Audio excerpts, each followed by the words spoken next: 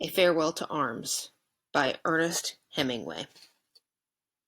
In the late summer of that year, we lived in a house in a village that looked across the river and the plain to the mountains.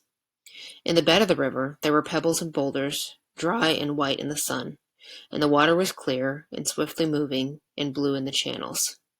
Troops went by the house and down the road, and the dust they raised powdered the leaves of the trees.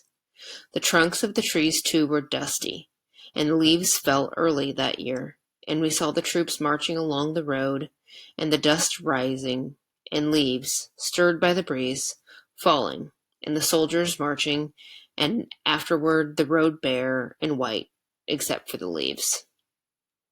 The plain was rich with crops. There were many orchards of fruit trees, and beyond the plain the mountains were brown and bare. There was fighting in the mountains, and at night we could see the flashes from the artillery. In the dark it was like summer lightning, but the nights were cool, and there was not the feeling of a storm coming. Sometimes, in the dark, we heard the troops marching under the window, and guns going past, pulled by motor tractors.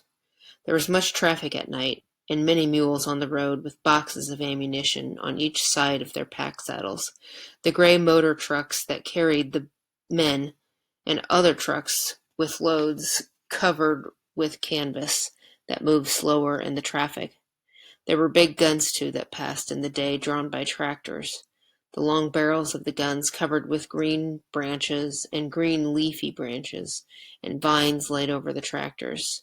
To the north we could look across a valley and see a forest of chestnut trees, and behind it another mountain on the side of the river.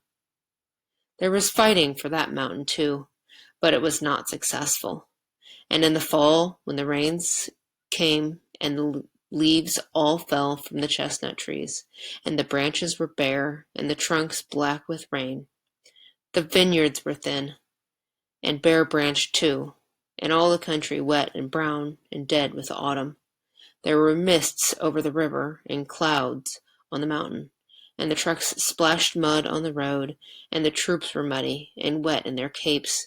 Their rifles were wet, and under their capes the 2 leather cartridge boxes on the front of the belts, gray leather boxes, heavy with the packs of clips of thin, long 6.5 millimeter cartridges, bulged forward under the capes so that the men passing on the road marched as though they were 6 months gone with child. There were small gray motor cars that passed going very fast. Usually there was an officer on the seat with the driver, and more officers in the back seat. They splashed more mud than the camions even, and if one of the officers in the back was very small and sitting between 2 generals, he himself so small that you could not see his face, but only the top of his cap and his narrow back. And if the car went especially fast, it was probably the king. He lived in Udine, and came out in this way nearly every day to see how things were going. And things went very badly.